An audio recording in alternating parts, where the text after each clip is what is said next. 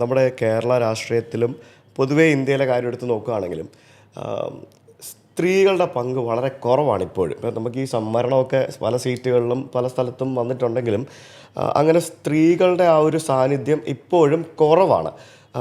ഇപ്പോൾ ഈ സംവരണമൊക്കെ വന്നത് ഏകദേശം ഈ ഒരു സമീപ കാലയളവിലല്ലേ?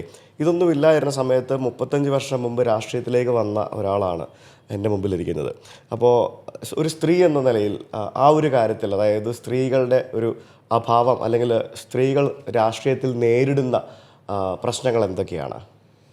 അതായത് ഒന്ന്, ഇപ്പം ഞാൻ നോക്കുന്നത് ഭാരതീയ ജനതാ പാർട്ടിയുടെ, ഞങ്ങളുടെ പാർട്ടി ഒരു ഘട്ടത്തിൽ ഒരു സംവരണവും ഇല്ലാതെയാണ് സുഷമ സ്വരാജിനെ മുഖ്യമന്ത്രിയാക്കിയത്. ഒരു സംവരണവും ഇല്ലാതെയാണ് ഒരു സന്യാസിനിയായിട്ടുള്ള ഉമാഭാരതി മുഖ്യമന്ത്രി പദവിയിലേക്ക് വന്നത്. അപ്പോൾ സംവരണങ്ങളില്ലാത്ത കാലത്ത് പോലും സ്ത്രീയെ അംഗീകരിക്കാൻ വേണ്ടിയിട്ട് സാധിക്കുകയും അത് റിയലിസ്റ്റിക്കായിട്ട് തെളിയിച്ചു കൊടുക്കുകയും ചെയ്തിട്ടുള്ള ഒരു പാർട്ടി ഭാരതീയ ജനതാ പാർട്ടിയാണ്. അതിനുശേഷം നമ്മൾ കാണുന്നത് പാർട്ടിയുടെ ഭരണഘടന പൊളിച്ചെഴുതുന്നു. അതായത് BJPയിൽ സ്ത്രീകളുടെ സാന്നിധ്യം വളരെയേറെ കൊണ്ടുവരണം എന്ന് തീരുമാനിക്കുന്നു. എപ്പോഴാണ്? ഇന്ത്യൻ പാർലമെൻറ്റിൽ സ്ത്രീ സംവരണം അവതരിപ്പിക്കാൻ വേണ്ടിയിട്ട് ഞങ്ങളുടെ വകുപ്പ് മന്ത്രി പരിശ്രമിച്ചപ്പോൾ ആ പേപ്പർ എടുത്ത് കീറിക്കളഞ്ഞു ലല്ലു പ്രസാദും ടീമും ചേർന്നുകൊണ്ട്. എന്തുകൊണ്ടാണ്? സ്ത്രീ സംവരണം വേണ്ട എന്ന് തീരുമാനിച്ചിട്ടുള്ള പല ഘടകകക്ഷികളും ചേർന്ന് ഒരു അക്രമാസക്തമായിട്ടുള്ളൊരു അന്തരീക്ഷമാണ് അവിടെ അഴിച്ചുവിട്ടത്. അങ്ങനെ അവിടെ അത് എറിഞ്ഞു കളയുന്നു, ചവിറ്റുകൊട്ടയിലിടുന്നു. അവിടെ അതിൻ്റെ പേരിൽ വലിയ കലഹം ഉണ്ടാവുന്നു. പക്ഷേ പാർട്ടിയുടെ ലീഡർഷിപ്പിൽ ശ്രീ മുരളി മനോഹർ ജോഷിജി, ശ്രീമാൻ ലാൽകൃഷ്ണ അദ്വാനിജി, അങ്ങനെയുള്ള മഹാരഥന്മാരായിട്ടുള്ള നേതാക്കന്മാർ അത്രയും ഹൈറ്റിൽ നിൽക്കുന്ന ഒരു സമയം.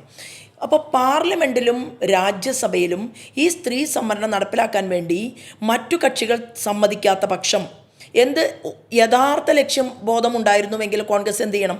കോൺഗ്രസ് അവരുടെ പാർട്ടി ഭരണഘടനയിലെങ്കിലും ഉൾക്കൊള്ളിക്കണം, സ്ത്രീകൾക്ക് ഇത്ര ശതമാനം സംവരണം ഞങ്ങൾ കൊടുക്കും, അത് ചെയ്യാലോ. അപ്പോൾ മുരളി മനോഹർ ജോഷിജിയും ലാൽകൃഷ്ണ ഇല്ല, അങ്ങനെ ഇല്ലല്ലോ കോൺഗ്രസ്സിൽ. ഇന്ത്യൻ നാഷണൽ കോൺഗ്രസ്സിൽ അതില്ല. പക്ഷെ ഞങ്ങൾക്കതുണ്ടായി എന്നുണ്ട്. അതാ ഞാൻ പറഞ്ഞു വരുന്നത്. ഈ മുരളി മനോഹർ ജോഷിയും ലാൽകൃഷ്ണ അദ്വാനിജിയെ പോലെയുള്ള ഞങ്ങളുടെ നേതാക്കന്മാർ അന്ന് ഒരുമിച്ചിരിക്കുകയും പാർട്ടിയുടെ വലിയ യോഗം ചേരുകയും സ്ത്രീ സംവരണം എന്നുള്ളത് ബൂത്ത് തലം മുതൽ അഖിലേന്ത്യാ തലം വരെ 33% സംവരണം വർഷങ്ങൾക്ക് മുൻപ് ഞങ്ങളുടെ പാർട്ടിക്കകത്ത് കൊണ്ടുവന്നു.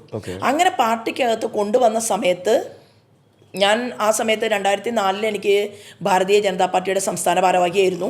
പക്ഷെ പിന്നീട് ഈ ഭരണഘടന പൊളിച്ചെഴുതിയപ്പോൾ ധാരാളം സ്ത്രീകളെ BJPയിലേക്ക് കൊണ്ടുവരിക എന്നുള്ള ലക്ഷ്യത്തിൻ്റെ ഭാഗമായിട്ട് മഹിളാ മോർച്ചയുടെ സംസ്ഥാന അധ്യക്ഷ പദവിയിലേക്ക് എനിക്കൊരു അവസരം കിട്ടി. അപ്പോൾ ആ സമയത്ത് മഹിളാ മോർച്ചയുടെ സ്റ്റേറ്റ് പ്രസിഡൻ്റായിട്ട് ഞാൻ വന്നപ്പോൾ എനിക്കുണ്ടായൊരു ഗുണം എന്താ വെച്ചാൽ, ദേശീയ തലത്തിൽ നോക്കുന്ന സമയത്ത് എത്രയോ നേതാക്കന്മാരായിട്ടുള്ള സ്ത്രീകൾ എൻ്റെ പാർട്ടിയിൽ കാണാം. മഹിളാ മോർച്ചയുടെ ഒരു സമ്മേളനത്തിൽ നമ്മൾ അഖിലേന്ത്യാ തലത്തിൽ പോകുന്ന സമയത്ത് ഓരോ സംസ്ഥാനത്തു നിന്നും വരുന്ന മുഖ്യമന്ത്രിമാർ, വകുപ്പ് മന്ത്രിമാർ, കേന്ദ്രത്തിലുള്ള മന്ത്രിമാർ, ഇവരെയൊക്കെ കാണുമ്പോൾ നമുക്ക് അത്ഭുതം തോന്നും. എന്നാൽ കോൺഗ്രസിൻ്റെ ആ സമയത്ത് ഞാൻ കോൺഗ്രസിലെ ലീഡർഷിപ്പിനെ നോക്കുക. ആ കോൺഗ്രസിൻ്റെ ലീഡർഷിപ്പിനെ നോക്കുന്ന സമയത്ത് ഏതെങ്കിലും ഒരു കുടുംബ പശ്ചാത്തലത്തിലുള്ള സ്ത്രീകളല്ലാതെ അവർ പ്രത്യക്ഷമായിട്ട് അങ്ങനെ അപൂർവം സ്ത്രീകൾ മാത്രമാണ് ആ പാർട്ടിയിൽ കയറി വന്നിട്ടുള്ളൂ. കാരണം കഴിവ് ഉള്ള സ്ത്രീകൾ ധാരാളം പേര് അപ്രസക്തരായിട്ട് പോയി.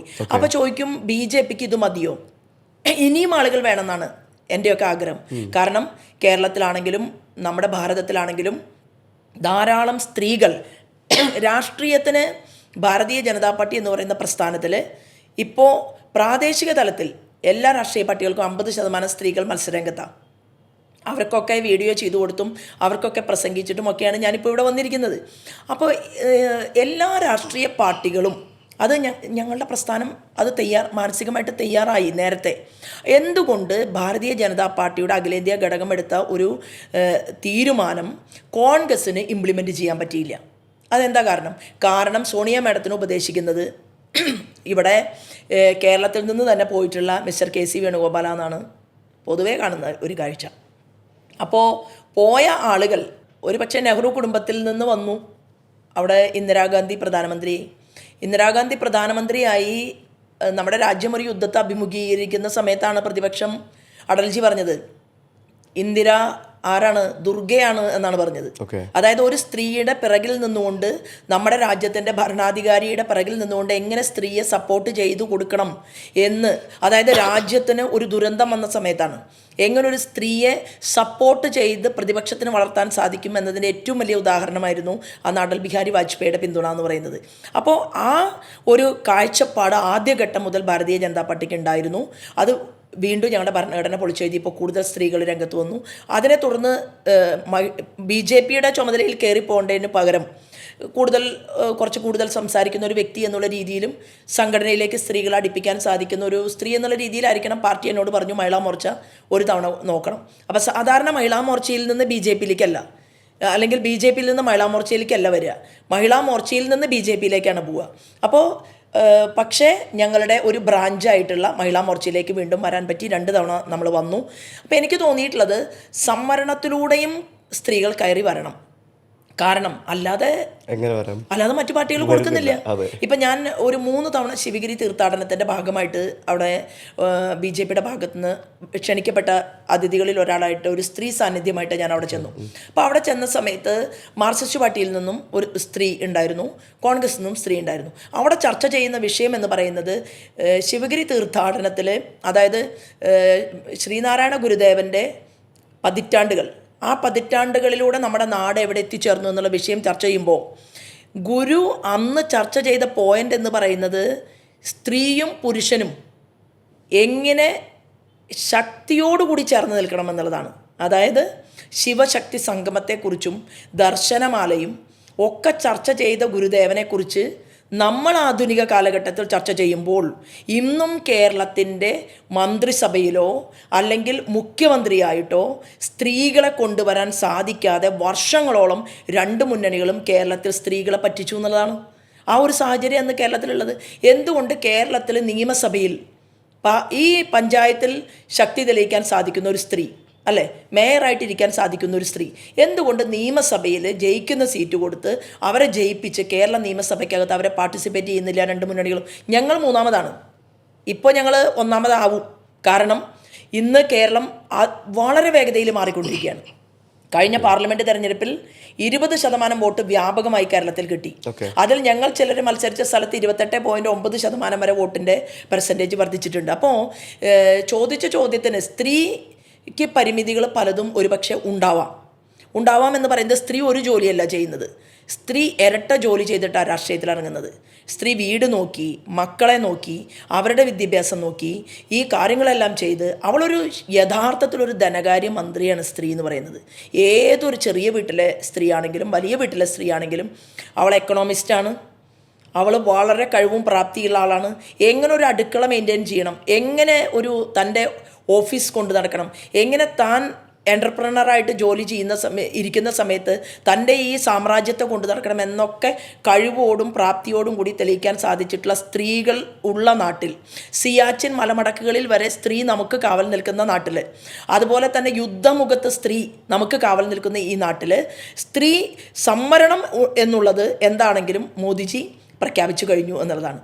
അപ്പോൾ ആ പ്രഖ്യാപിച്ച സംവരണം മുന്നിൽ കണ്ടിട്ടെങ്കിലും മറ്റു രാഷ്ട്രീയ പാർട്ടികൾ നിങ്ങൾക്ക് ഇത്ര MLAമാരെ കേരളത്തിൽ സൃഷ്ടിച്ചുകൊണ്ട് നിങ്ങൾ മുഖ്യമന്ത്രിയെ സൃഷ്ടിച്ചു എന്ന് അവകാശപ്പെടുമ്പോൾ നിങ്ങളുടെ സ്ത്രീകളെ ഈ ലോകത്തിന് കാണണം. നിങ്ങളാണ് മാതൃകയാവേണ്ടത്. ഏറ്റവും കൂടുതൽ വർഷം പ്രവർത്തിച്ച സംഘടന, മുഖ്യമന്ത്രിയെ കേരളത്തിന് മുന്നിൽ അവതരിപ്പിച്ച രാഷ്ട്രീയ പാർട്ടി, അതിൽ മാർക്സിസ്റ്റ് പാർട്ടിയും കോൺഗ്രസും തത്തുല്യമായിട്ടുള്ള യോഗ്യത ആ കാര്യത്തിൽ അവർക്കുണ്ട്. അപ്പോൾ അവരുടെ സ്ത്രീകൾ BJPയേക്കാൾ കൂടുതൽ സ്ത്രീകളെ കേരളത്തിൻ്റെ ചരിത്രത്തിന് അവർ സമ്മാനിക്കേണ്ടതായിരുന്നു. ആ ഒരു വലിയ കൊടും പാപം 2 മുന്നണികളും ചെയ്തിട്ടുണ്ട്. ഇനിയെങ്കിലും, കാരണം എനിക്ക് സന്തോഷമാണ്, കോൺഗ്രസിലും ധാരാളം സ്ത്രീകൾ വരണം, മാർക്സിസ്റ്റ് പാർട്ടിയിലും ധാരാളം സ്ത്രീകൾ വരണം എന്ന് പറഞ്ഞുകൊണ്ട് കഴിഞ്ഞ 1.5 പതിറ്റാണ്ട് അവർക്ക് വേണ്ടിയിട്ട് തർക്കിച്ചുകൊണ്ടിരിക്കുന്ന ഒരു സ്ത്രീ, കലഹിക്കുന്ന ഒരു സ്ത്രീയാണ് ഞാൻ. എല്ലാ സമ്മേളനങ്ങളിലും ആ ശിവഗിരിയിൽ ഞാൻ പറയാൻ കാരണം, ആ ശിവഗിരി സമ്മേളന ഭൂമിയിൽ 4 മന്ത്രിമാരെ സാക്ഷി നിർത്തിക്കൊണ്ടാണ് ഞാൻ ഈ പോയിന്റ് മൈക്കിൽ അവതരിപ്പിച്ചത്. നിങ്ങൾ സമത്വത്തെക്കുറിച്ചും സോഷ്യലിസത്തെക്കുറിച്ചും ചർച്ച ചെയ്യുമ്പോൾ, ഗുരുവിൻ്റെ സനാതന മൂല്യത്തെക്കുറിച്ച് ചർച്ച ചെയ്യുന്ന സമയത്ത് സ്ത്രീയും പുരുഷനും ഒരുമിച്ചുകൊണ്ട് എങ്ങനെ കേരളത്തെ നയിക്കണം എന്നതുകൂടി ചർച്ച ചെയ്യാൻ നിങ്ങൾ തയ്യാറാകണമെന്നും ഈ റോൾ ഏറ്റെടുത്തുകൊണ്ട് നിങ്ങളിത് നിങ്ങളുടെ മുഖ്യമന്ത്രിയെ ധരിപ്പിക്കണമെന്നും അവരെ ഇരുത്തിക്കൊണ്ട് സംസാരിക്കേണ്ട ഒരു സാഹചര്യം നമുക്കുണ്ടായിട്ടുണ്ട്.